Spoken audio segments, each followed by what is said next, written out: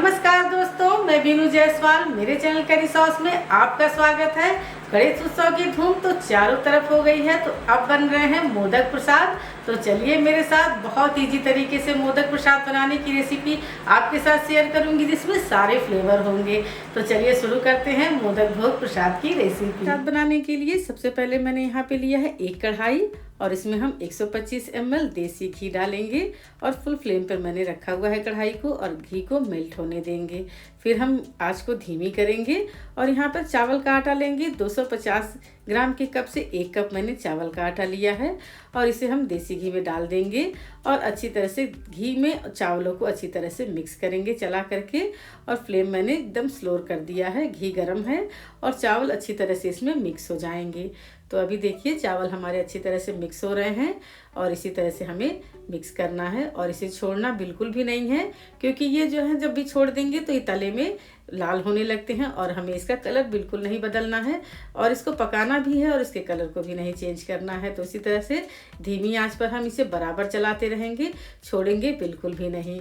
तो इस तरह से देखिए चावल और घी एक सार हो गए हैं, अच्छी तरह से घुल मिल गए हैं, और ये अच्छी तरह से अब भुनेंगे तो एक अच्छी सी सोंधी सी खुशबू आएगी और घी ऊपर की तरफ आने लगेगा। तो हमारे चावल जो हैं भुन गए हैं, यही इसके निशानी है।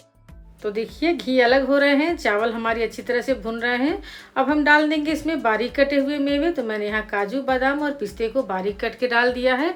आप चाहें तो मेवे अपने पसंद के अनुसार डाल सकते हैं, और इस समय मेवे मैंने इसलिए डाले हैं ताकि चावल की गर्मी से और घी की गर्मी से मेवे भी अच्छी तरह से भुन जाए और इनका मॉइस्चर भी खत्म हो जाए। 1 बड़ा चम्मच इसमें डालूंगी मैं पोस्ता दाना, जिसे पॉपी सीड कहते हैं या खसखस भी कहते हैं। इसे भी मैं इसी तरह से डाल दूंगी ताकि इसकी भी नमी खत्म हो जाए और अच्छी तरह से ये चावलों के साथ भुन जाए।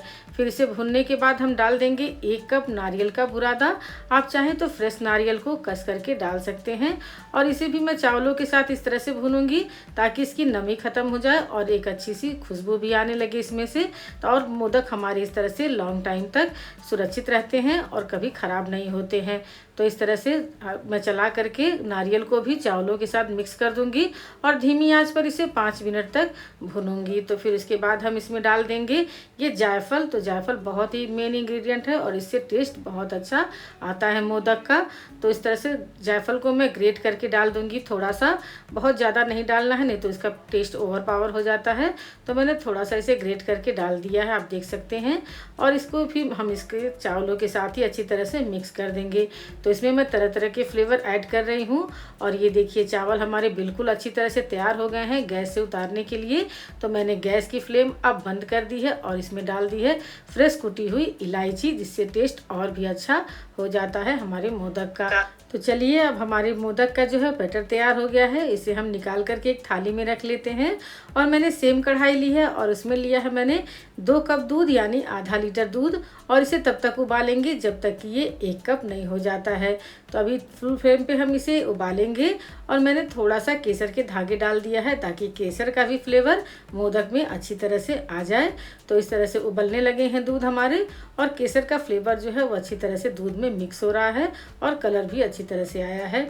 तो इस तरह से दूध हमारे गाढ़ा हो रहे हैं, और इसी समय हम डाल देंगे इसमें आधा कप चीनी। तो मैंने 1 कप चावल का आटा लिया है, 1 कप नारियल का बुरादा लिया है, उसके लिए हम डालेंगे आधा कप चीनी 250 ml के कप से।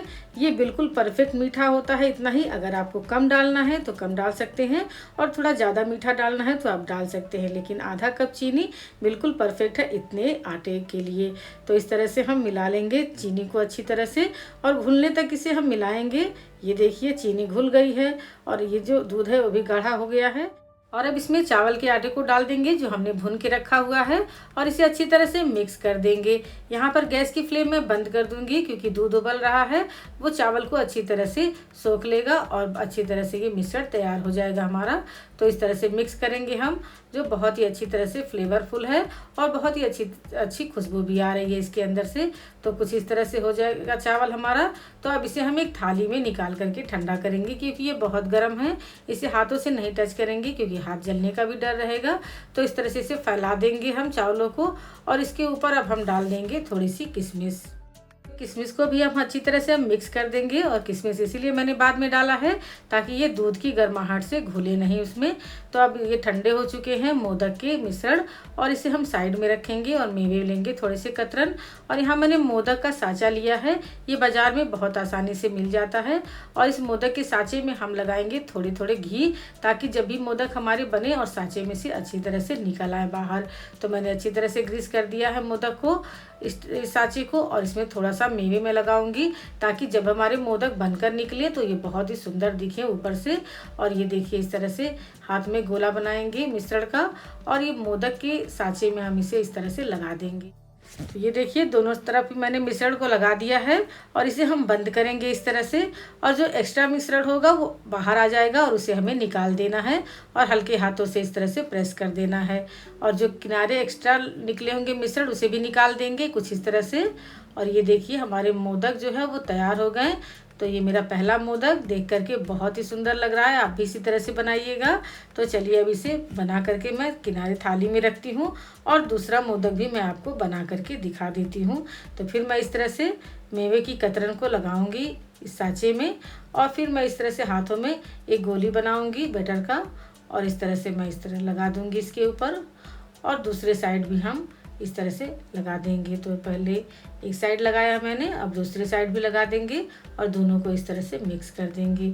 तो एक्स्ट्रा मिश्रण देखिए बाहर आ जाता है और इसे निकाल देंगे हम, हल्के हाथों से प्रेस करेंगे, किनारियों को भी साफ कर लेंगे कुछ इस तरह से और साँचे को इस तरह से खोलेंगे तो हमारा दूसरा मोदक तैयार हो गया जो बहुत ही सुंदर दिख रहा है।